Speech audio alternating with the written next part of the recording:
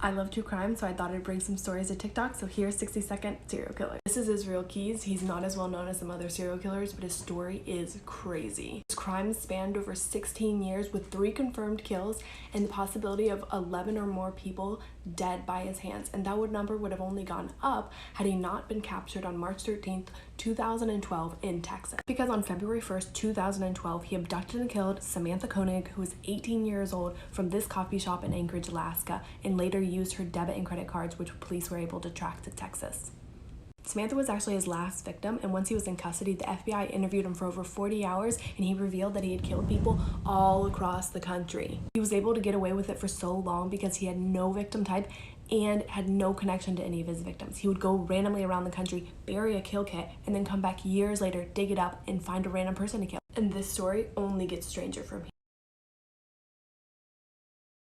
Part 2 of serial killer Israel Keys. If you haven't seen the first part, stop, go watch it, it'll make more sense. Once in custody, the FBI took over 40 hours of taped interviews, which you can find on their website, and they started to realize that although Keys wasn't very talkative, he did reveal that he was a methodical killer. Revealed on his extensive travels, he would bury kill kits, which contained cash, body disposal materials, and weapons that only he knows where they're buried. One of these buckets he buried in 2009 in Vermont. He came back 2 years later, dug it up, and killed Bill and Lorraine Courier with it. He disposed of their bodies in an abandoned farmhouse, and in a strange twist of events, their bodies were never discovered because that farmhouse was demolished, and still to this day they haven't found him. That means if he had not confessed to these murders, no one would have connected to him. However, the true scale of his crimes is unknown because on December 2nd, 2012, he killed himself in prison and only left this suicide.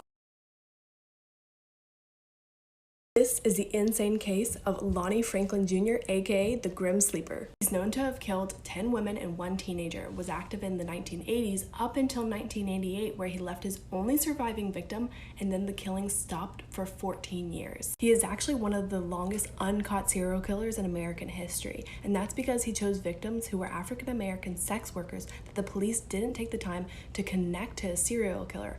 Also, in the same area during this time, there were 2 other active serial killers. He would lure victims to his car, sexually assault them, and then shoot them. But he also took Polaroid pictures to keep as trophies.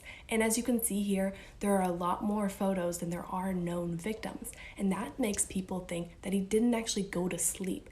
He kept killing and just found a different way to dispose of the bodies. This could make sense of why in 2002, when he did reemerge, his style of killing was different. This is the story of Lonnie Franklin Jr., aka the Grim Sleeper, Part 2. When he began killing again in 2002, he no longer shot his victims, he strangled them.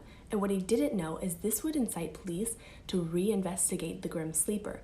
And it wasn't just his killing style that had changed. A lot of things had changed since 1988. DNA had advanced a lot since 1988, and while they didn't have Franklin's DNA to compare to the samples, they did have his son's from a 2008 arrest, which led them directly to Franklin's door, and they found his DNA on a discarded piece of pizza. In July 2010, he was arrested and later went on trial, where his only surviving victim, Rita Washington, bravely spoke about her experiences, and the jury later found him on June 6, 2016, guilty and gave him the death penalty. However, on March 28, 2020, Franklin was found dead in his jail cell at San Quentin, and his autopsy is currently pending. This is the story of Rhea and Sakina, Egypt's most infamous serial killers. Not only are these female serial killers, they're also sisters, and in the span of 1 year between 1919 and 1920, they killed 17 women. All of the murders took place in Alexandria, which, like the rest of Egypt, was facing economic hardships. That's when the sisters resorted to luring women who were wearing gold jewelry back to their houses and stealing the jewelry. And sometimes the sisters knew these women. They were friends with these women. But these women weren't just robbed. Once they were at the sisters' houses, they were plied with alcohol, and the sisters' lovers would then suffocate them with a wet rag and buried them underneath the sisters' houses. By complete chance, Sakina's landlord decided to install water pipes underneath the house, finding the bodies. They were sentenced to death by hanging, and on December 21st, 1921, they became the first women executed in modern Egyptian history.